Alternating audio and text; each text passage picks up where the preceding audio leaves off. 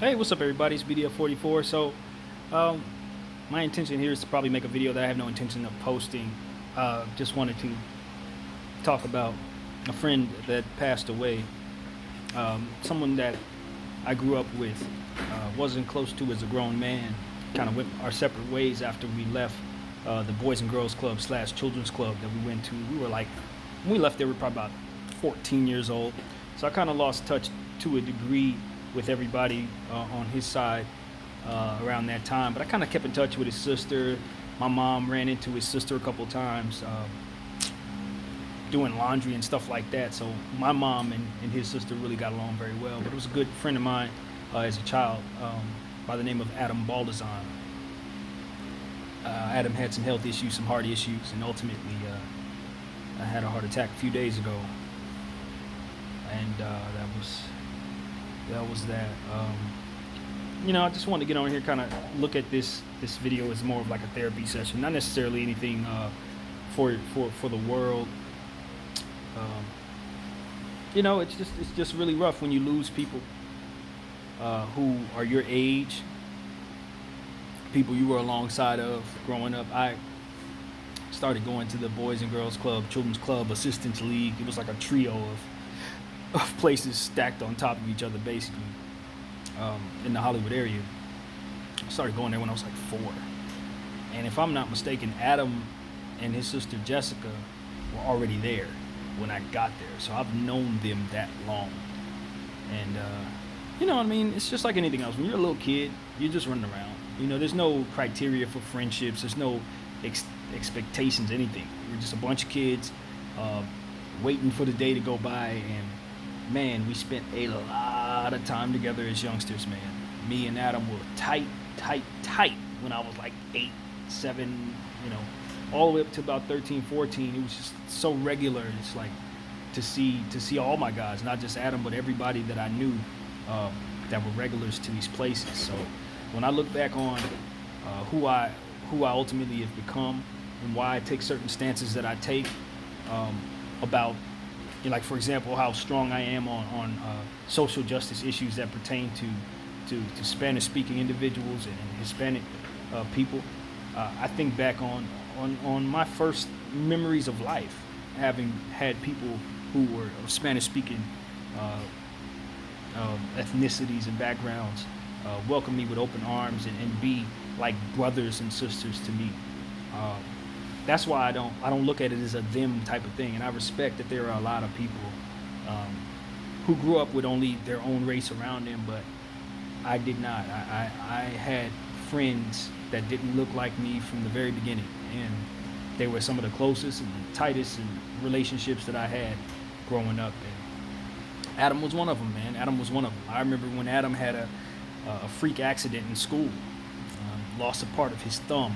I don't know if it was some type of like a metal class or something like that. I don't remember, but I remember when that happened. You just, when you look at people back on the memories that you have of people, when you think about key moments in their lives and stuff like that, you know what I mean? You just remember, I remember his grandmother, you know what I mean? And I'd see her all the time. I mean, all the time. I can see her face right now in my head. That's how vivid she is. And his sister, just grew up with all of them, man. They were just really, really, really, really, really close friends to me. Everybody in those classes were close friends. We were all tight. That was the most social era of my life. Just growing up and going to those clubs, growing up in those community centers and all of that. Just hanging out with those kids. We would have like 100 kids in the center at one given time, and we would all play in the same gym, you know what I mean, at the same time. Sometimes it would kind of make it so that we weren't packed, but a lot of times we would be packed in there just like that, playing all kinds of different games. Handball, something called war ball, which I used to love.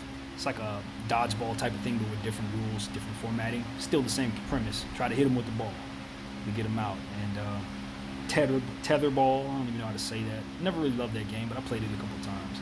Basketball, of course. They had hoops up there. Played volleyball. We did all kinds of stuff. We put on plays. It was just a great time in my life.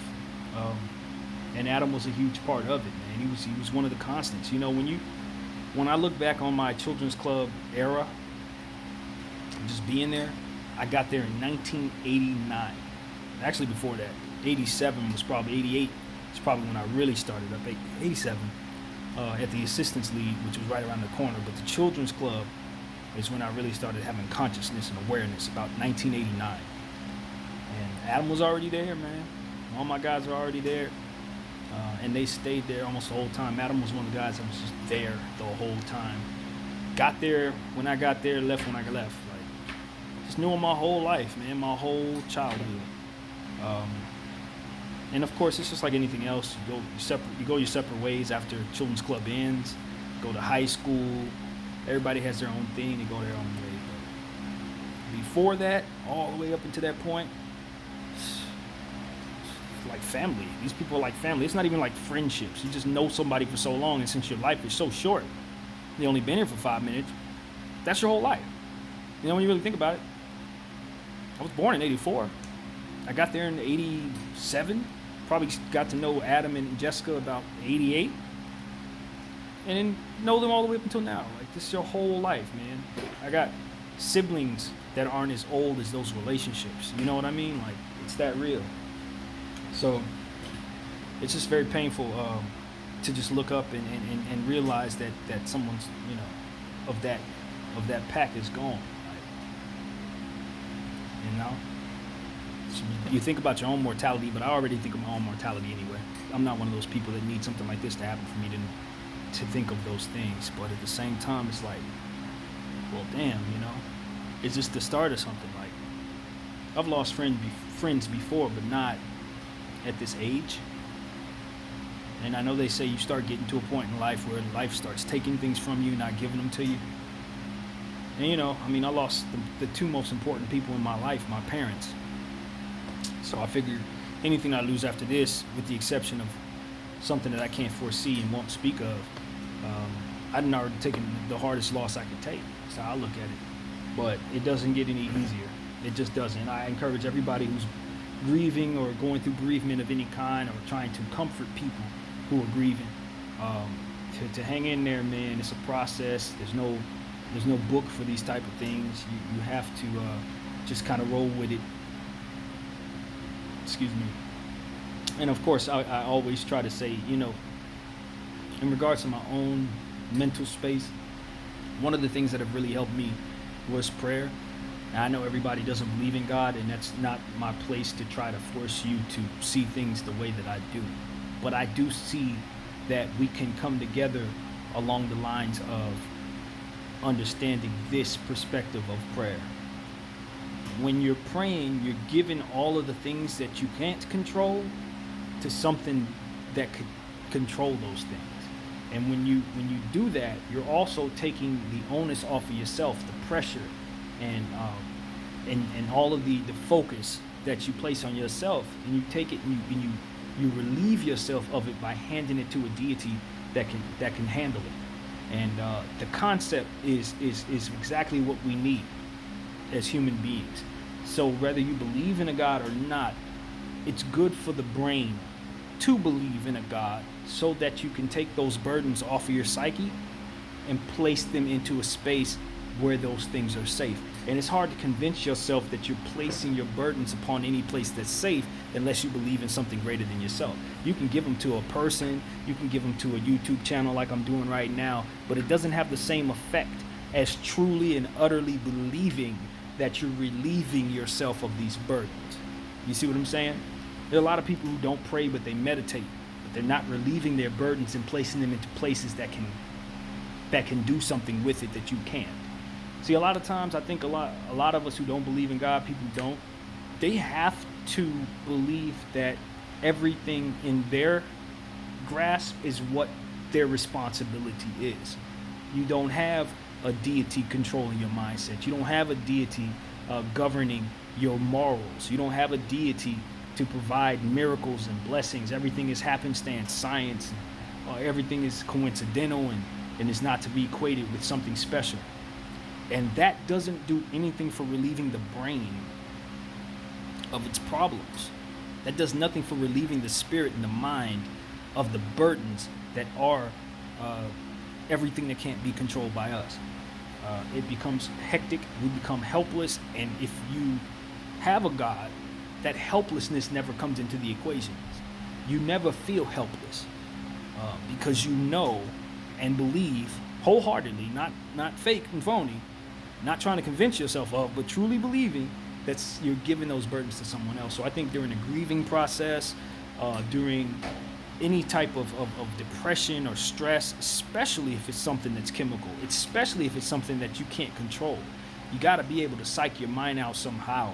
And nothing works better to my experience, in my experiences, than praying for others, relieving your burdens, and letting them go to somewhere that something can be done for you in those regards.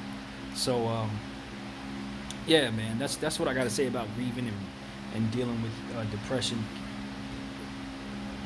I would encourage everybody to find that greater being that they can relieve their burdens with. It's there. I'm a believer, so it's very difficult for me to speak as if these things don't exist, or to tell you, well, I mean, I do believe, but I also know that I've never died before, so I can't really tell you what happens after this. You know what I mean? Like, who knows? Like, my beliefs don't mean nothing if they're debunked by the greater good or whatever. So I just roll with what works for me and for me, and I hope that you will take what you can from what I am saying. Yeah, man. Yeah. If anything, I just feel very, very terrible in regards to the passing of Adam Balthazar. He was a great guy, man. Just talking about the person himself, real kind,